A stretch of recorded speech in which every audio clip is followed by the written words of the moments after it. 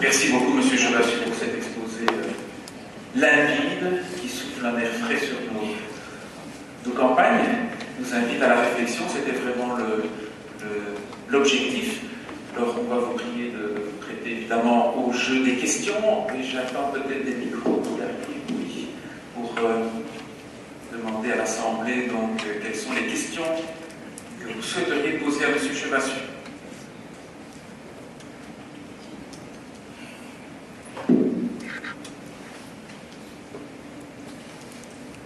Oui, bonjour. Dans le cas de la prairie au Canada, comment expliquez-vous une diminution de la valeur quand on passe du milieu naturel à un milieu cultivé?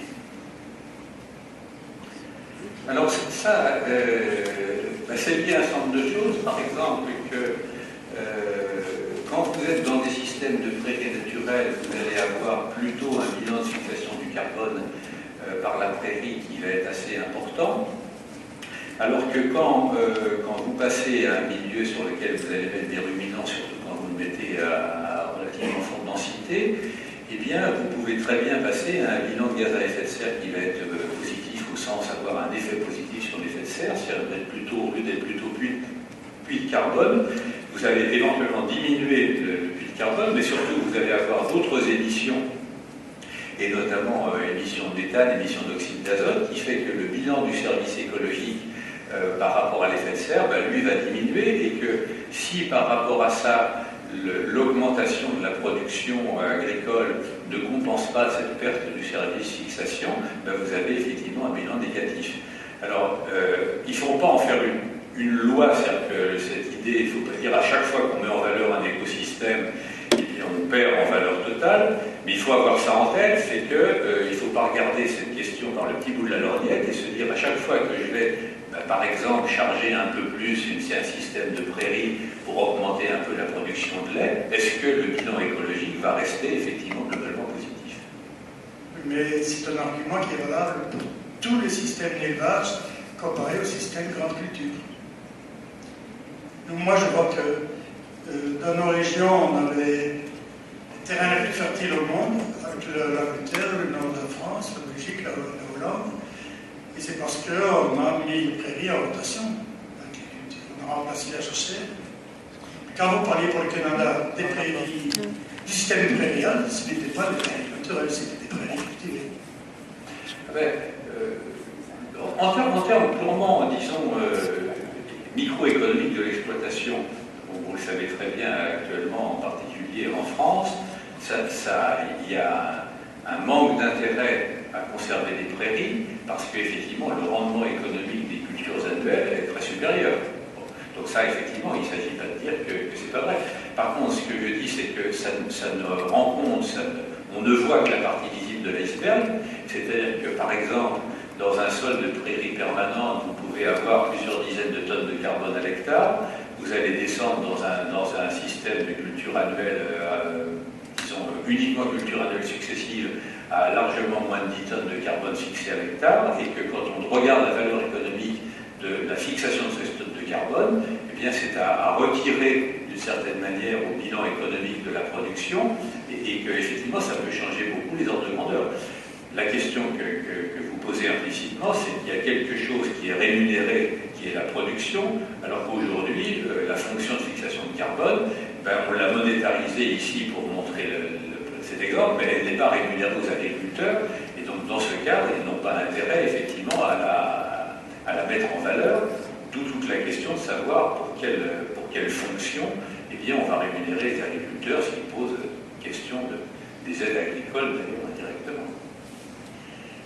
Je vais encore monopoliser pour une autre question. Le robot des herbeurs, est-ce qu'il ne serait pas un peu en contradiction avec tout ce que vous avez raconté là? Parce que pour le robot, il faut d'abord se payer, donc il faut dans une agriculture performante, vous devez avoir les plantes bien alignées, et pas de mélange de plantes non plus, parce que le robot va peut-être se tromper là, va peut-être supprimer l'association qui va avec. Donc je ne pense pas que c'est un exemple très écologique. Alors, au moins, il remplace les pesticides, d'accord. Alors, est-ce que le robot est condamné à ne suivre que les rangs? Ça, on peut en discuter. Vous savez aujourd'hui que vous pouvez, disons, cartographier, quand vous faites passer une motion de date dans un d'information, cartographier de manière très fine les rendements point par point, et que ensuite, quand vous voulez repasser avec un semoir à engrais, vous pouvez mémoriser cette cartographie des rendements et éventuellement ne pas mettre les mêmes quantités d'engrais aux différents endroits. Et donc ça veut dire que là, vous n'avez pas du tout des rangs, vous avez un truc hétérogène, donc c'est pas exclu de dire que le patchwork que j'ai mis dans mon semoir, je le mets ensuite dans mon robot, et donc effectivement, en théorie, on peut tout à fait le programmer. Alors par contre, la question de savoir combien ça coûtera et en quoi effectivement tout le monde pourra se le payer, ben ça c'est la question de trouver des technologies un peu soft, mais là aussi c'est quand même des choses dont les prix diminuent pas mal. Donc, et peut-être que dans des contextes où le prix de l'énergie deviendra très coûteux, eh bien ça sera moins cher d'avoir des robots que de se payer effectivement des quantités importantes de désherbement et de mécanisation. Mais encore une fois, c'est pour en discuter. Ok, merci.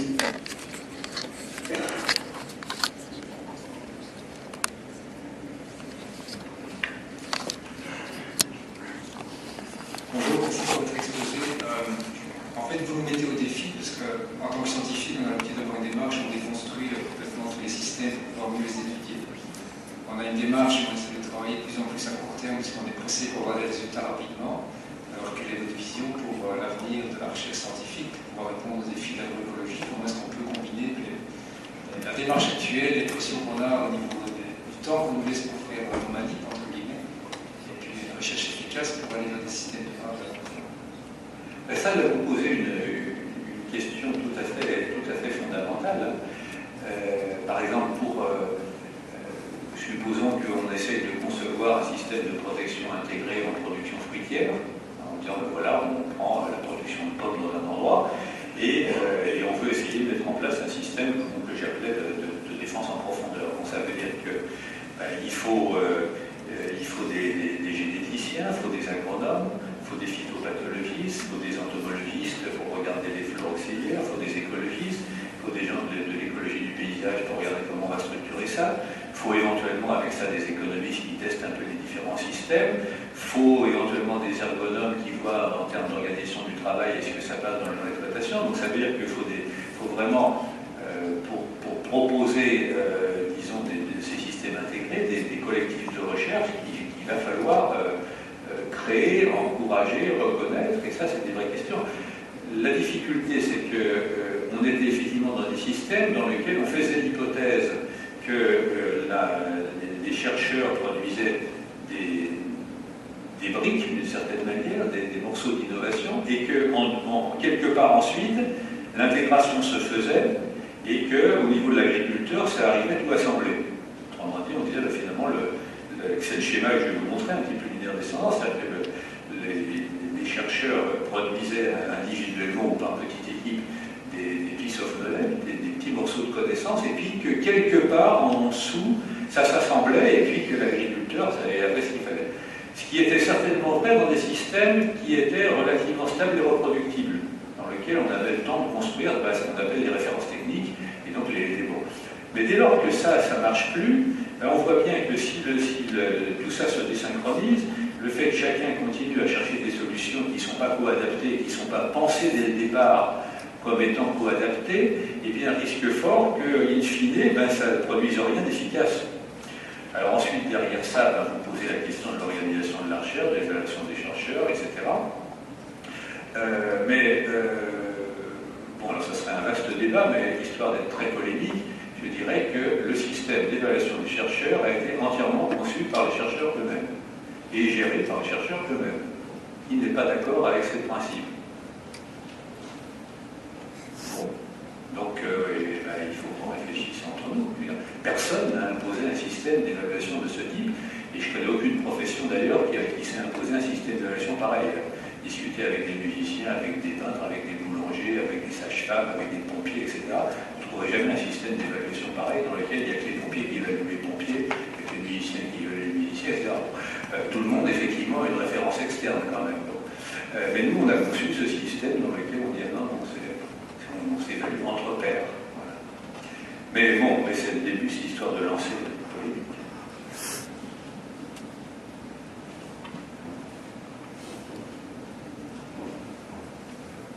Merci pour votre remarquable exposé. Vous avez évoqué le progrès génétique et la démarche, je dirais, de prise en compte d'un maximum de biodiversité pour aller vers un progrès génétique peut-être plus lent, mais peut-être plus affirmé sur le long terme. Et vous avez souligné à juste titre que finalement, on s'en est éloigné parce qu'il y a eu une privatisation, comme dans le domaine de l'exploitation des OGM d'ailleurs, il y a eu une privatisation qui a fait que finalement, on n'a pas peut-être évolué dans le sens qu'on devait évoluer pour une meilleure efficacité sur le long terme et surtout pour une production beaucoup plus intégrée et respectant le milieu naturel. Alors, est-ce que vous voyez des signes quelque part en Europe ou dans le monde où il y a une réappropriation par le service public, par les pouvoirs publics, pour essayer de contrecarrer cette dynamique qui semble continuer? On ne peut pas dire qu'il y ait des frémissements spectaculaires. C'est-à-dire que quand on pose cette question de dire, voilà, si on croit que durablement et pour des siècles encore, la production agricole sera basée sur l'agriculture et donc sur des ressources naturelles, et que ce capital naturel, il faut donc ce capital naturel, c'est aussi bien une diversité génétique que des sols, etc. Et qu'il faut concilier des objectifs légitimes de productivité à court terme, mais ces questions, qu'on appelle le développement durable, c'est-à-dire du capital long terme. Et ce capital long terme, c'est un bien commun. Et donc un bien commun, ça suppose une intervention, disons, publique pour le prendre en compte. Bon, je fais partie de ceux qui le clamons à chaque fois que l'occasion s'en présente. Mais effectivement, ça vient lentement. Je prends un exemple. Vous savez en gros que même dans des sols à peu près plats comme par ici ou dans le bassin parisien, en zone de sol nu l'hiver, on estime qu'on peut avoir des pertes superficielles de sol de l'ordre du millimètre par an, du fait des phénomènes érosifs d'hiver. Quand on regarde à quelle vitesse au niveau de la roche-mère un sol se forme, eh bien on sait que c'est de l'ordre du centième de millimètre par an, ordre de grandeur, et les spécialistes de pédologie pourront raffiner. Donc ça veut dire en gros qu'on a une couche de sol qui fait quelques dizaines de centimètres et dont on mange 1 millimètre par an en dessous, alors qu'on reforme 1 centième de millimètre par en dessous. Alors on peut faire un calcul un petit peu court terme en disant qu'on a le temps avant d'en avoir consommé, mais si on pense l'agriculture sur le très long terme, il n'empêche que, on perd des sols. Et donc ça veut dire qu'il faut dire à un agriculteur, le sol, c'est votre propriété privée, parce qu'il n'est pas question de revenir là-dessus, sinon ça sera l'émeute. Mais en même temps, vous gérez un patrimoine commun pour l'ensemble de l'humanité présente et surtout à venir. Donc ce sol, il a une double dimension, c'est votre outil de production, et donc vous l'utilisez comme vous le voulez. Vous savez par exemple, si vous décidez de passer votre sol à l'acide sulfurique, c'est pas un délit, c'est pas puni du tout, vous avez le droit de détruire votre sol, c'est le droit romain, le droit d'user et d'abuser. Bon. Comment faire effectivement de dire, ça c'est votre droit, mais vous êtes en même temps détenteur d'un patrimoine qui vous vient d'il y a longtemps, de services écologiques du passé, et que vous devez effectivement gérer par rapport à la suite. Et donc c'est ça qu'il faut faire avancer, c'est-à-dire quelle est la manière de faire prendre en compte cette dimension, cette responsabilité de gestion d'un patrimoine commun. Et on pourrait dire la même chose pour le patrimoine génétique, pour la diversité des espèces et autres. Comment faire que des gens qui vont percevoir cet intérêt et qui vont éventuellement les prendre en compte avec un certain manque à gagner du court terme, soient encouragés pour ce faire.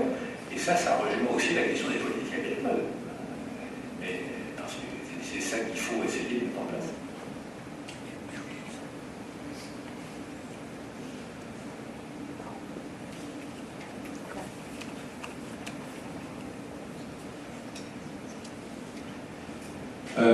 Dans les discussions qu'il y a maintenant, et d'une manière générale, il me semble qu'on s'oriente dans vos couleurs de l'arc-en-ciel.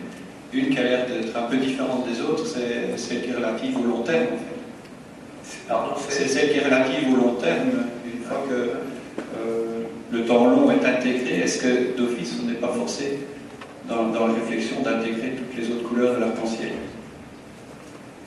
Je sais pas, j'ai pas réfléchi, mais merci de l'idée, tu vois. Peut-être que ça... Oui, il y a peut-être une couleur qui domine sur les autres, oui, peut-être.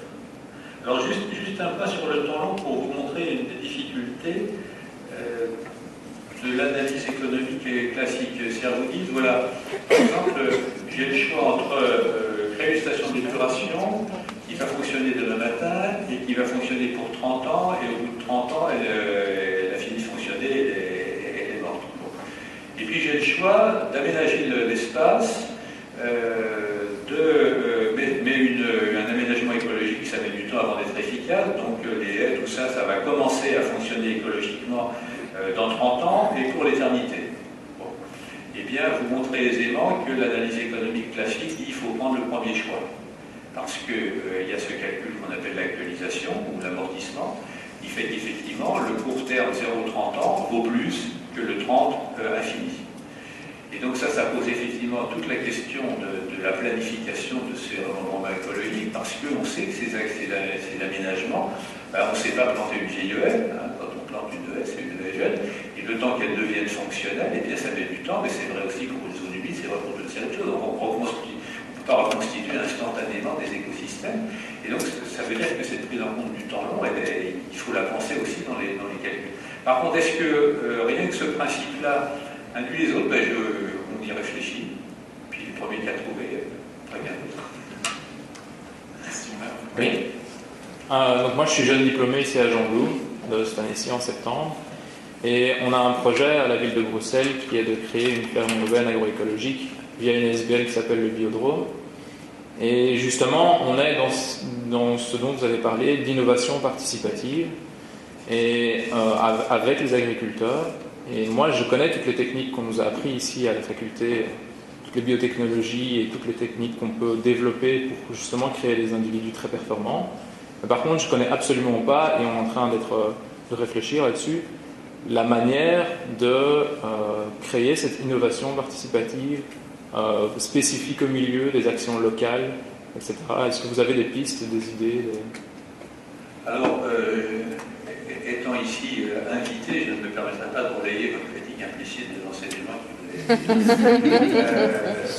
Par contre, effectivement, si vous vous intéressez à cette question, il y a beaucoup de littérature, notamment sur ce qu'on appelle l'analyse des réseaux d'innovation. C'est-à-dire que déjà, un ensemble d'acteurs interreliés ne sont pas forcément innovants. Vous avez des systèmes qui sont verrouillés, dans lesquels, effectivement, les acteurs, pour un certain nombre de raisons, n'ont pas intérêt à évoluer. Donc il y a déjà un certain nombre d'outils, un petit peu d'analyse des systèmes sociaux. C'est ce qu'on appelle l'écologie de l'innovation, d'une certaine manière, c'est-à-dire d'analyser dans un système social que vous voulez, disons, dans lequel vous cherchez à faire produire du changement, et bien de voir si le système est organisé de manière adéquate ou pas. Ensuite, il y a la question, effectivement, de toute une série...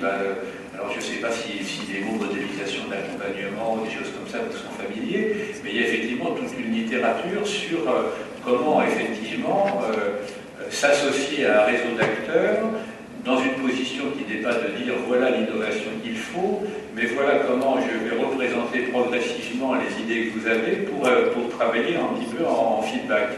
Donc ça, derrière ça, il y a la modélisation informatique, il y a différents outils, il y a des jeux de rôle, il y a des trucs comme ça. Donc il y a plein de choses, hein. Si vous vous intéressez à ça, c'est un courant où il y a des savoir-faire et il y a de la littérature, oui. Question dans le fond, on peut peut-être passer le micro.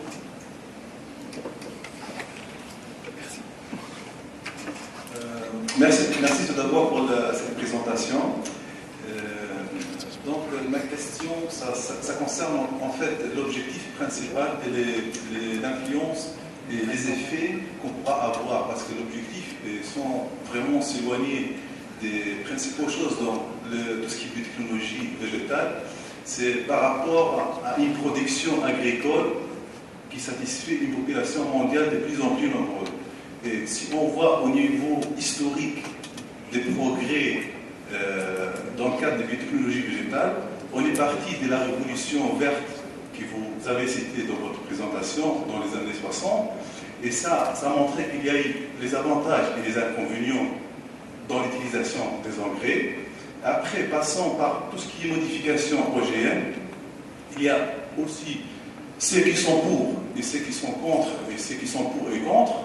Aujourd'hui, on arrive à une utilisation, soi-disant, des robots à travers quelques mensonges écologiques pour faire dévier, par exemple, tout ce qui est insectes pour faire une meilleure production. Est-ce que ces robots-là, et à travers ces mensonges écologiques, n'ont pas d'effet direct sur l'écosystème, sachant qu'il y a un équilibre entre toutes les espèces et les végétaux? Donc, est-ce que ça va influencer ou non? Est-ce que ça a été étudié ou non par rapport aux espèces avec lesquelles on a essayé vraiment d'inventer ces mensonges écologiques à travers des phytohormones ou d'autres choses? Alors, vous posez deux questions importantes. Bon, la première, c'est en quoi les recettes de la révolution verte, qui sont des recettes à base d'intensification, donc produits phytosanitaires, engrais, méthanisation, irrigation, etc., sont-elles encore éventuellement valables? Et là, moi, mon sentiment, c'est que le défi alimentaire mondial, on le connaît, on a une population qui va continuer à demander et auquel il faudra apporter une alimentation de qualité et en quantité suffisante, et que dans certains endroits qui s'y prêtent, et surtout dans les années à venir, on continue à recourir au modèle de la révolution verte, parce que on n'a pas mis au point les alternatives adéquates. Je dis il faut être pragmatique, c'est-à-dire qu'on a d'une part un paquet technologique dont on connaît les performances, mais aussi un certain nombre de limites, qui est lié au travail qu'ont fait les chercheurs du passé, et le fait de dire c'est un acquis dont justement on connaît assez bien l'intérêt et les limites, donc ne nous interdisons pas d'y recourir. Oui, mais là je parle à des gens qui sont les chercheurs de demain en disant voilà, ça c'est ce que les gens d'avant ont fait, maintenant voilà les défis pour vous. Bon. Et donc ça pose la deuxième question, c'est est-ce que vous n'allez pas faire demain autant de conneries que ceux d'avant? Alors la réponse est oui, au moins. Bon. Autrement dit que ces nouvelles innovations, c'est pas parce qu'elles sont écologiques, technologiques, biotechnologiques et autres, qu'elles n'ont pas potentiellement des effets non encore perçus. Ce qui veut dire que les agents pathogènes sont au moins aussi intelligents que nous, et si vous faites de la confusion sexuelle, il faut regarder si au bout d'un moment, il n'y aura pas soit des mutants qui vont dévier ou qui vont apprendre à reconnaître et donc effectivement, l'évaluation des innovations issues de l'agroécologie devrait être aussi rigoureuse que celle qu'on fait pour des innovations comme des OGM ou autres. Je crois qu'il ne faut pas effectivement dédouaner ces innovations à venir sous prétexte qu'elles sont, disons, animées de principes écologiques de l'évaluation, parce que, vous savez le proverbe, l'enfer est quand même pavé de bonnes intentions, donc vous avez bien raison de dire que l'évaluation se pose de manière tout aussi importante. Merci. Oui. Je peux poser une question? Oui, merci. Oui, Paul Rotil, zoologiste. Je posais la question d'abord de savoir, est-ce qu'on dit que c'est vrai qu'aujourd'hui on ne peut pas continuer comme on le fait avec l'agriculture intensive, etc., que nos sols se meurent et qu'on ne va pas arriver à nourrir l'humanité si on continue sur la même piste, et que donc on est en train de creuser des voies alternatives où l'écologie rentre. En même temps, on a une perte de biodiversité qui est importante, qui est en tout cas le nombre d'espèces menacées sur le plan terrestre, environ 30%, une espèce sur 3. Au niveau marin, à peu près la même chose. Ces espèces sont encore là, mais les populations sont écrasées. Comment va-t-on assurer cette transition par rapport à ces questions-là? Nourrir l'humanité et passer à une autre agroécologie, l'agroécologie. Le fait que quand on regarde le cahier des charges de l'agronomie de demain, c'est-à-dire le fait effectivement qu'il y a un défi en termes de production quantitative, un défi en termes d'arrêter, d'essayer de limiter l'érosion de la biodiversité, voire de redévelopper du capital écologique, et ceci sous contrainte des changements globaux, changements climatiques et autres, dont les scénarios s'affinent de plus en plus. C'est vrai qu'il y a un défi qui parfois fait frémir. On se dit, mais est-ce qu'on va y arriver? Mais d'un autre côté, je veux dire qu'il faut absolument qu'on y arrive, parce que derrière ça, il y a des hommes et des femmes qui sont engagés. Bon.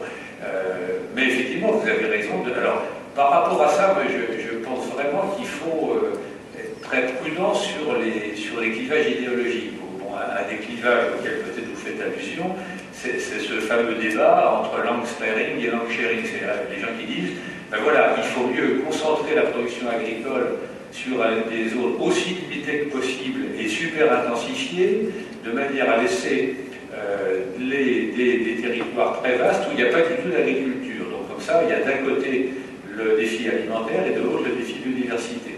Puis de l'autre, il y a des gens qui disent, mais non, il faut au même endroit avoir des systèmes intégrés multifonctionnels. Bon. Moi, je crois que si on pose la question comme ça, d'abord, il n'y a pas de réponse. Enfin, je veux dire, est-ce qu'il faut mieux faire l'un que l'autre? Qu'on constate effectivement que dans un même endroit, quand on fait de l'intensification agricole, on ne voit pas tellement dans les autres endroits se développer de la biodiversité. Donc, il y a effectivement... Bon. Et que, effectivement, suivant les endroits, de même, je prends un exemple concret qui est le débat des vesicoles dans les cultures, dans lequel un certain nombre de gens disent, mais quand même, autrefois, il y avait dans les cultures de blé, de la miel, du bleuet, du coquelicot, enfin toute la flore vésicole qu'on a importée d'Asie, en même temps qu'on a importé des céréales, enfin au néolithique, et qui disent c'était quand même beau ces champs de blé dans lesquels il y avait des fleurs. Est-ce que vraiment il faut vouloir absolument qu'il y ait des belles fleurs au milieu des champs de blé, ou est-ce qu'il faut mieux pas dire il y a quand même des zones en bordure avec des moments d'herbe et autres dans lesquels on cultive un petit peu la diversité florale, mais qu'au centre du champ de blé, il faut avoir surtout du blé. Autrement dit, faire un petit peu de partage de l'espace quand même. Mais d'un autre côté, le fait de dire on le fait à petite échelle, on dit dans la même exploitation agricole, il faudrait qu'il y ait quand même des zones qui soient davantage dédiées à l'apparition de la biodiversité. Il faut trouver la bonne échelle, quoi. Mais sur le fond, est-ce qu'on va y arriver? Je suis d'accord avec vous que... Alors là aussi, il y a des gens qui disent, mais vous surestimez les problèmes. Bon, vous connaissez un certain nombre d'écrits, disons, il y a encore plein de terres qui ne sont pas cultivées. Mais ça, c'est quand même vu un peu par satellite. Et que quand on analyse pourquoi les gens ne cultivent pas les terres, c'est déjà parce qu'un agriculteur africain qui se lève le matin, quand il réussit à piocher avec sa main et sa femme 1 hectare par an, c'est déjà beaucoup, quoi, 1 hectare et demi. Essayez, si vous pêchez vous-même votre jardin, dites-moi combien vous réussissez à entretenir de surface avec votre pêche. Donc ça veut dire qu'il y a aussi des limites de ce genre. Oui, donc ma question concerne l'enjeu par rapport aux innovations en termes de recherche. Donc, suite à la question qui vous a été posée, vous avez proposé un assemblage de spécialistes qui concevraient l'innovation, qui co-construiraient l'innovation et qui assurerait la compatibilité des innovations dès le départ. C'est un peu ça que vous avez proposé comme modèle. Mais est-ce que l'enjeu n'est pas plutôt de gérer l'articulation de ces spécialistes avec les praticiens, avec les gens de terrain et avec aussi le monde de l'entreprise et avec la société, les citoyens, pour élaborer leur programme de recherche, pour élaborer des innovations compatibles avec votre modèle aussi de systèmes, d'une multiplicité de systèmes viables qui sont gérés par justement les gens de terrain.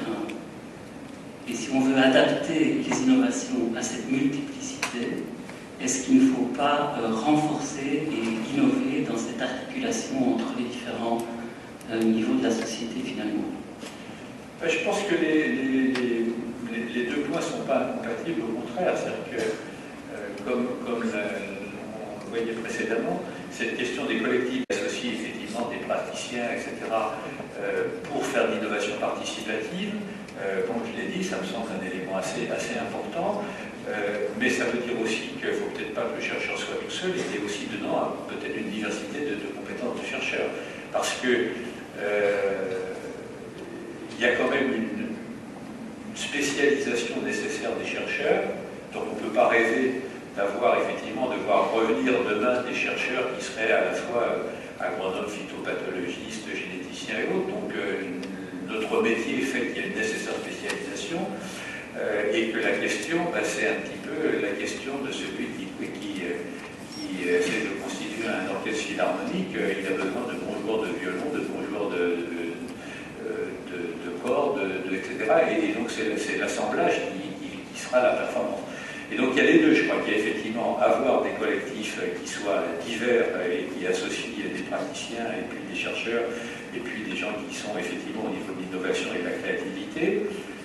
Se mettre dans l'état d'esprit que le chercheur, dans ses collectifs, ne se comportera pas peut-être de manière assez différente et que son rôle, et j'ai évoqué les questions de modélisation, d'accompagnement, sera peut-être un rôle assez différent du système traditionnel, et en même temps assurer cette interdisciplinarité. Je crois que c'est effectivement un peu le cahier des charges, et ça rejoint effectivement la question de la formation au travail en mode projet, c'est-à-dire de commencer très tôt, et dans des écoles comme les vôtres, là encore une fois, je ne peux pas donner de leçons sur la manière d'enseigner, mais de dire effectivement, est-ce que, aussitôt que possible, on peut mettre en place des groupes d'étudiants qui, sur un projet donné, apprennent justement ce que c'est que travailler ensemble, parce que c'est pas si simple d'interagir avec des cultures, des expériences, des représentations différentes.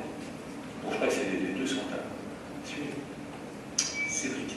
Oui, bonjour. Vous nous annoncez qu'on va sans doute faire beaucoup de bêtises à l'avenir et je vous crois sans peine.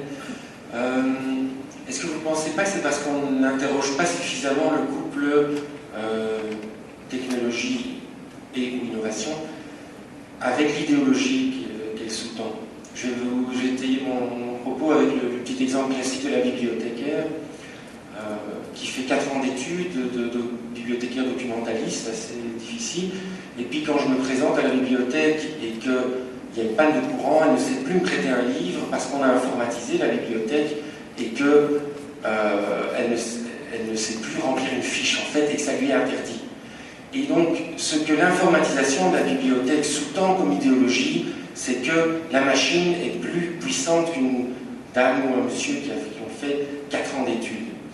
Et moi j'ai l'impression que c'est quelque chose qu'on ne discute jamais dans nos enceintes, c'est ce couple entre nos innovations technologiques et les idéologies qu'elles sous-tendent. Il y a énormément d'innovations qui ont été portées par les milieux agronomiques qui en fait sous-tendaient par exemple la privatisation du vivant. Et les exemples foisonnent et on ne les interroge jamais parce qu'on se drape dans notre neutralité technique ou scientifique et on se dit que la société fera bien, gérera bien, et le fameux exemple de la télévision, l'invention n'est pas un problème en soi, c'est l'usage qu'on en fait. Je pense que c'est une tragique erreur de raisonnement, et je pense qu'en agroécologie, qu'on fasse des collectifs ou qu'on ne les fasse pas, qu'on soit interdisciplinaire ou non, si on n'interroge pas l'idéologie qu'on véhicule avec la technologie, on passe à côté d'énormes choses.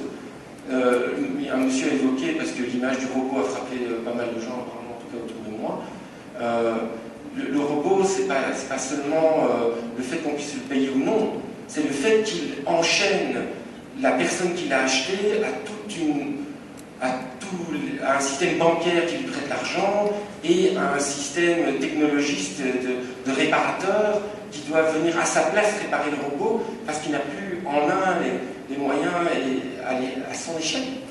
Et donc ça c'est jamais discuté, ce type de choses-là. Donc le rapport entre technologie et idéologie. Je ne l'ai pas trop perçu dans votre exposé. Je vous remercie. Là aussi, ça serait un vaste débat parce que il y a derrière l'idéologie, il y a des mots un peu différents qui supposeraient de parler un peu d'épistémologie, qui parleraient. Bon, je préfère parler de représentation, mais en tout cas, vous avez raison, c'est-à-dire que le fait que, et je pense en avoir un peu parlé, par exemple, à travers ce qu'on peut appeler l'idéologie de l'homogénéisation. C'est-à-dire qu'il faut effectivement considérer que homogène, c'est mieux qu'hétérogène. Et que tout le combat doit être vers l'uniformité.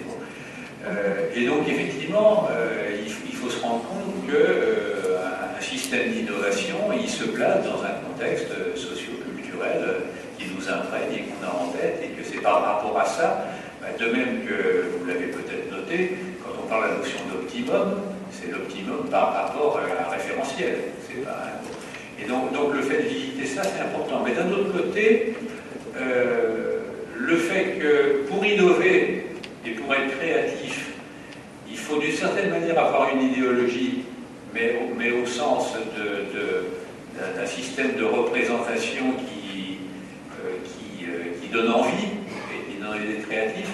C'est pour ça que je ne sais pas trop le terme idéologique qui est souvent connoté un peu négativement, mais c'est vrai qu'il faut quand même avoir un projet, quoi. Mais ça mériterait vraiment qu'on élabore un peu plus autour de ça. Mais en tout cas, vous avez bien raison pour dire ce qu'on va produire, ce ne sont pas des objets neutres, ce sont des objets ambigus. Et que la question, effectivement, dès lors qu'ils sont ambigus, s'ils sont neutres, ça veut dire qu'on peut les utiliser dans toutes les conditions. S'ils sont ambigus, ça veut dire que suivant l'usage qu'on va en faire, ils auront des effets positifs ou négatifs. Autrement dit, c'est cette fameuse image du pile et du face, ou Janus bifrons, c'est-à-dire qu'on a tendance, et ça en chercheur, on a vraiment du mal à s'en défaire, de considérer toujours, on présente toujours l'innovation par sa face blanche. C'est-à-dire on la montre positivement parce que c'est notre bébé, on en est content, etc.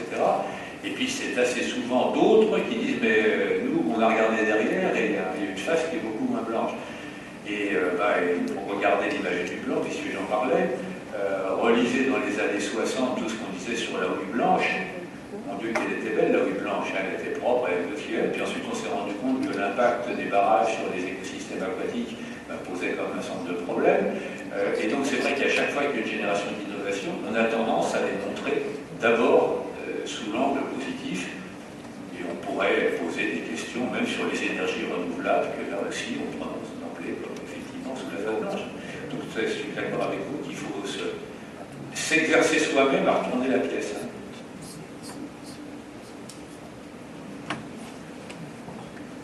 Je vais peut-être me permettre de poser une question aussi. Pour permettre et inciter à cette transition, je pense qu'il est nécessaire de penser aussi les mécanismes de rétribution des inventeurs. Et donc vous nous proposez une innovation qui porte en bonne part sur des interactions, des originalités que l'on va faire porter sur des interactions, les plans de piège, les leurres, etc. Je vois une difficulté dans les mécanismes, dans la définition des mécanismes qui vont permettre de stimuler l'innovation en rétribuant ce type d'innovation qui porte sur des interactions et pas sur une semence, sur un intrant, etc. Est-ce que vous avez des pistes qui permettent de favoriser cette innovation portant sur des interactions en définissant donc, les mécanismes de protection intellectuelle qui seraient adaptés? Alors, là, bon, c'est une question tout à fait intéressante, c'est-à-dire que cette innovation combinatoire pose la question du modèle économique. Et elle le pose de manière très claire, par exemple, sur toutes les entreprises coopératives dont le modèle économique est basé sur la fourniture d'intrants aux agriculteurs, donc des engrais, des produits phytosanitaires, des semences et autres, et qui réfléchissent actuellement en disant quel serait le modèle économique de remplacement. Bon, je prends une coopérative dans l'Ouest en France qui a dit en 2020 on veut que 30% de notre chiffre d'affaires soit basé sur justement ces services, quel pourrait être le modèle économique. Alors, est-ce qu'il y a des pistes? Alors, tout d'abord, faire remarquer quand même que le modèle de la protection intellectuelle est un modèle qui n'est pas si généralisé que ça. Vous m'avez offert un merveilleux repas à midi, dont je vous remercie à nouveau. Le cuisinier qui fait de la combinatoire, c'est le moins qu'on puisse dire, vous savez qu'on ne peut pas breveter une recette de cuisine. Bon. Donc tout son art de la combinatoire, il a un modèle économique de valorisation qui est basé sur autre chose. De même, vous savez que très peu de process agroalimentaires sont protégés par brevet. Autrement dit que là aussi, parce qu'il y a beaucoup de combinatoires. Alors, il y a des méthodes de protection dont certaines pourraient un petit peu agacer, mais effectivement, qui ont permis de poursuivre l'économie de ce genre. Donc, effectivement, c'est un petit peu la question de l'économie des services, c'est-à-dire comment quelqu'un qui serait un bon cuisinier de l'agronomie et qui permettrait à un agriculteur de raisonner effectivement une combinatoire adaptée à sa situation particulière et dire, tiens, on pourrait faire ça. Et bien comment il va pouvoir vendre ça. Alors, il y a une des pistes, parce qu'on pourra en discuter longuement, mais qui est qu'est-ce qu'on appelle l'économie des usages, c'est-à-dire le fait de dire, par exemple, je ne vous vends pas des pesticides, je vous vends de la protection, je vous vends un service intégré de protection des cultures. Je prends un exemple encore plus idiot, c'est je ne vous vends pas des dissolvants à peinture, je vous vends un service de dissolution. Qu'est-ce que ça veut dire? Ça veut dire, je vais vous voir, monsieur, qu'est-ce que vous avez à dissoudre? Alors voilà, j'ai à dissoudre des machins, des trucs. Bon, eh bien écoutez, je vous amène des solvants, et une fois que vous avez dissous, vous me rendez des solvants. Donc je vous ai dissous ce que vous aviez à dissoudre, et bon, quel est l'intérêt de ce modèle? C'est que vous avez tout intérêt à fournir des produits de qualité, et puis ensuite, comme vous les récupérez, effectivement, c'est à vous d'assurer toutes les questions d'impact environnemental et autres. Donc vous avez vendu un service, et on pourrait se dire que cette économie des services, dans laquelle on dit je ne vous vends pas des produits phytosanitaires, mais je vous analyse notre question de protection phytosanitaire, et je prends en charge effectivement la combinatoire des ressources adéquates, pourrait être des modèles économiques. Alors la difficulté que ça pose, c'est qui est-ce qui empoche la valeur ajoutée? C'est-à-dire qui est-ce que dans cette affaire, qui est-ce qui va, où va se concentrer dans cette nouvelle agroécologie la valeur ajoutée? Est-ce que les agriculteurs vont en capter un plus grand nombre? Est-ce que ça va être effectivement plutôt les distributeurs, les fournitures d'amont? Là, il y a une vraie question. Alors moi, j'ai une conviction à peu près certaine, c'est que même si les agriculteurs dégagent de la valeur ajoutée, cela feront piquer. Ça a commencé au néolithique et ça a duré depuis 100 siècles. Donc à chaque fois que les agriculteurs ont dégagé un peu de valeur ajoutée, c'est soit les seigneurs, soit les bandes armées, etc., qui leur ont piqué leur valeur ajoutée. Donc ça va durer. Donc ça, je suis un peu fataliste, mais je pense que, ou alors c'est des impôts, mais enfin bon, à chaque fois, ça marche. Mais par contre, il y a quand même des modèles d'économie de service ou des choses comme ça. Merci. Il y a encore une question par laquelle nous terminerons peut-être. Oui, monsieur. Oui, bonjour. Dans le fond, ma question, c'est plus l'agroécologie, qui est une approche de gestion très innovante, mais on est souvent confronté par des politiques internationales. Par exemple, l'Organisation mondiale du commerce qui veut enlever les frontières et libéraliser en quelque sorte les marchés, notamment les marchés agricoles. Je me demandais si l'approche agroécologique était compatible avec ces politiques, et sinon, quelles seraient les politiques qui pourraient en quelque sorte promouvoir cette approche de l'agroécologie?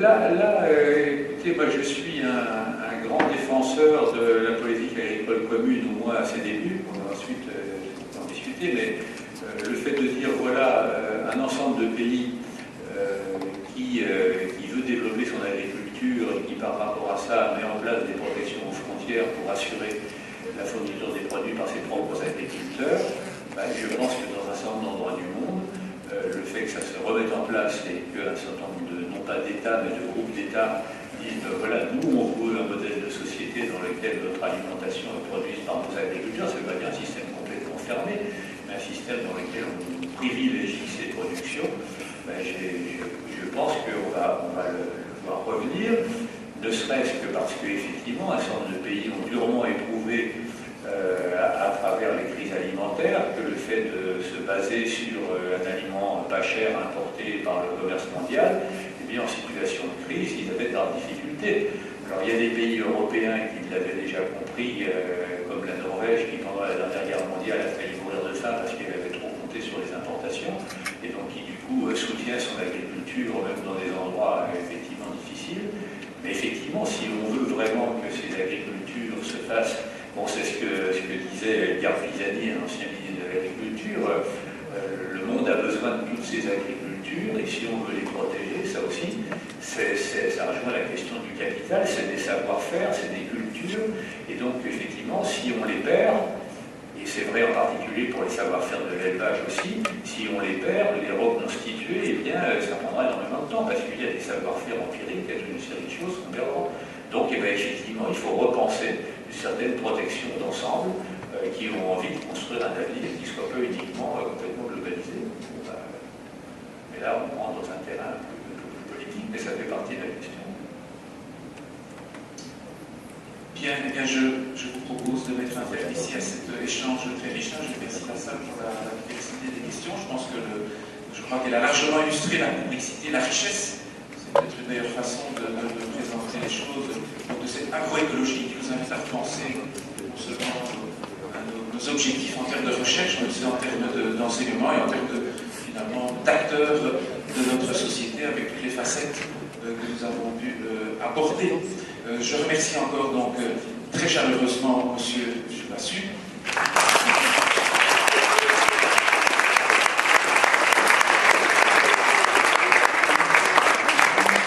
Il y a une autre qualité parmi celles que nous avons pu découvrir qui est d'écrire beaucoup. Alors ça peut être un défaut d'écrire beaucoup, enfin en l'occurrence je la situe certainement comme une qualité. Alors n'hésitez pas, si jamais vous souhaitiez quelques conseils de lecture, de toute façon sur Internet, sur le web, vous trouverez évidemment déjà beaucoup de choses, mais je vous y invite en tout cas à me contacter pour avoir la liste bibliographique complète ou quasi complète de la production donc, scientifique de M. Chevassu, pour compléter cet échange et cette réflexion. Mon espoir, et je parle au nom de notre institution, c'est que l'agroécologie soit un prétexte à réfléchir ensemble au modèle d'agronomie que nous souhaitons développer, parce qu'on parle beaucoup de choses à la faculté, d'agriculture urbaine, d'agroforesterie, etc. Donc on peut rassurer peut-être les étudiants qui sont dans le cursus et ceux qui rentrent par rapport à ceux qui viennent de s'exprimer, celui en tout cas qui vient de s'exprimer. Il y a beaucoup de choses qui bougent au niveau de nos enseignements, et je pense que votre présence ici permettra de témoigner aussi du fait que la réflexion est effectivement amorcée. Donc n'hésitez pas à en discuter entre vous, à m'interpeller sur les pistes bibliographiques que vous souhaiteriez donc approfondir. Et un tout grand merci, M. Chevassu, pour nous avoir fait l'honneur et le plaisir de votre visite parmi nous.